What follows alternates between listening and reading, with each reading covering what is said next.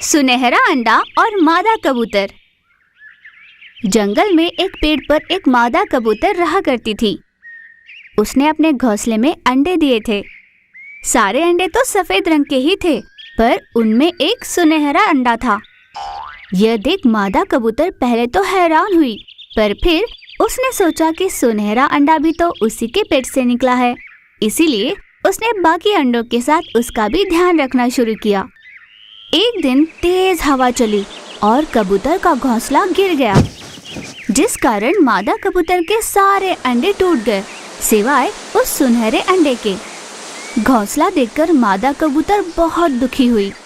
हे भगवान, मैंने कितनी मुश्किल से अपना घोंसला बनाया था, जिसमें मेरे अजन्मे बच्चे थे।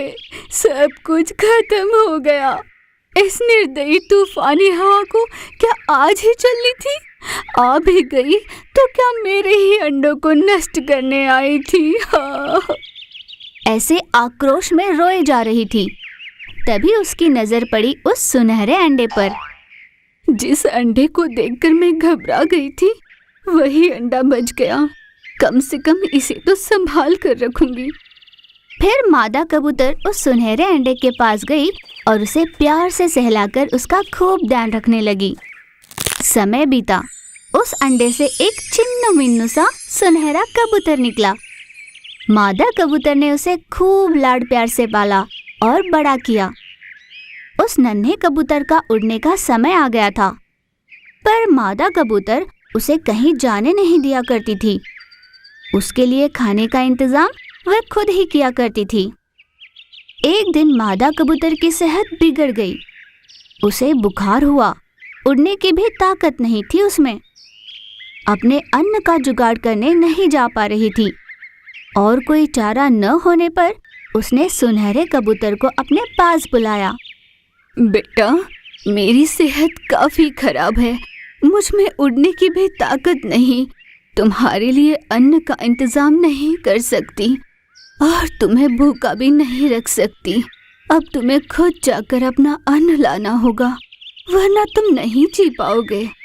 पर माँ, मैं आज तक कभी इस घोंसले से बाहर नहीं निकला।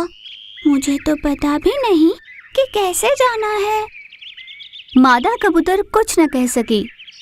वह अपने बेटे को भूखा नहीं देख पा रही थी। जाने की स्थिति में न होते हुए भी मादा कबूतर के पास और कोई चारा नहीं था। वह बड़ी मुश्किल से बाहर गई और अपने बच्चे के लिए अन्न ले आई। अपनी माँ के क्षीण होती हालत में भी उसे बाहर जाना पड़ा। ये देख सुनहरे कबूतर को बहुत दुख हुआ।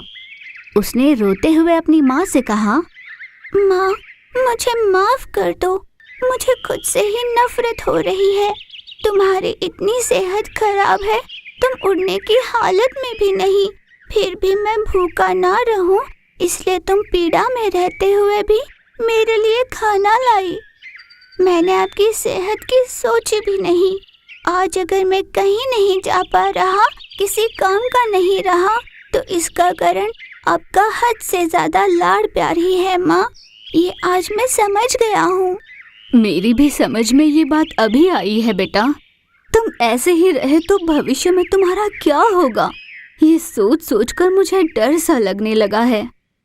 माँ, जब मेरे पंख नहीं थे तब तुम्हारा मेरे लिए अन्न लाना अनिवार्य था, पर अब तो मेरे पंख है, मैं उनका इस्तेमाल नहीं करूँगा और भय से घोंसले में बैठा रहूँगा, तो ये सही नहीं होगा। ये मैं अच्छे से समझ गया हूँ।